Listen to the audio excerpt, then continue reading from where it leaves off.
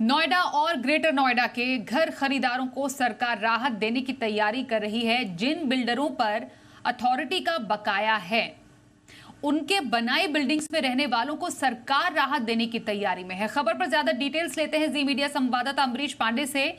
अमरीश, नोएडा के घर खरीदारों को जिस राहत की बात ये की जा रही है, जरा थोड़ा तफसील से बताइए कि पूरा मामला है क्या। देखिए स्वाति, देश भर में कई सारी ऐसी जगह हैं जहाँ पे कि हाउसिंग प्रोजेक्ट, रियल एस्टेट के प्रोजेक्ट रुके पड़े हैं। या तो फंड की वजह से रुके हैं, या फिर किसी और बकाये की वजह से रुके पड़े हैं, या फिर बिल्डर ने खुद को अपने आप को एनसीएलटी में ले जाकर घोषित कर दिया कि उसके पास कोई फंड नहीं है, वो बिल्डिंग नहीं बना सकता है।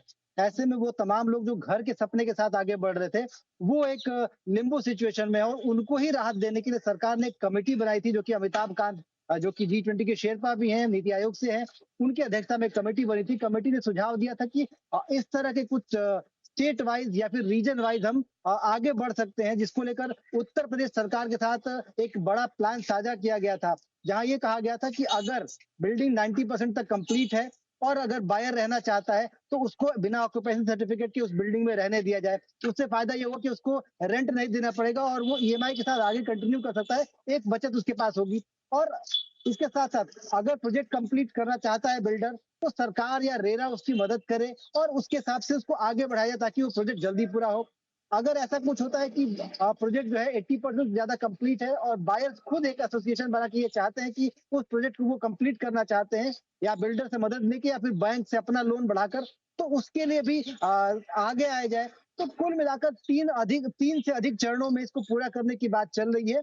और जितनी जानकारी हमें आज अर्बन हाउसिंग अफेयर्स के सेक्रेटरी ने दी, उनने ये कहा कि उत्तर प्रदेश सरकार से जो बातचीत थी वो लगभग फाइनल हो चुकी है। यानी कि उत्तर प्रदेश सरकार इन सभी सुझावों को लेकर राजी है और अगले कुछ दिनों में इसको लेकर गाइडलाइंस जो है वो जारी कर देगी। यानी कि नोएडा और ग्रेटर नोएडा में जितने ऐसे बिल्डर्स हैं जिनके प्रोजेक्ट फंसे हुए हैं, उनमें इन्वेस्टर जो बायर्स हैं, जो घर का सपना देखने वाले लोग हैं, उनके लिए एक राहत की खबर अगले महीने आ सकती है, जहां सरकार इस तरह की चीजों को मंजूरी दे सकती है, जहां रेरा के एडमिनिस्ट्रेशन में लोगों को अपने घर में एंट्री मिल सकती है। जो ऑक्यूपेंसी सर्टिफिकेट नहीं मिला था बिल्डर्स को, क्योंकि उनका अथॉरिटी पे बकाया था, वो बकाये के लिए उनको मॉरिटोरियम दिया जा सकता है, ताकि एक टाइम फ्रेम लेकर वो बाद में भी इसको भर दें, लेकिन उसके पहले वो ऑक्यूपेंसी सर्टिफिकेट लें, ताकि लोगों को अपने घर में जाना आसान हो जाए।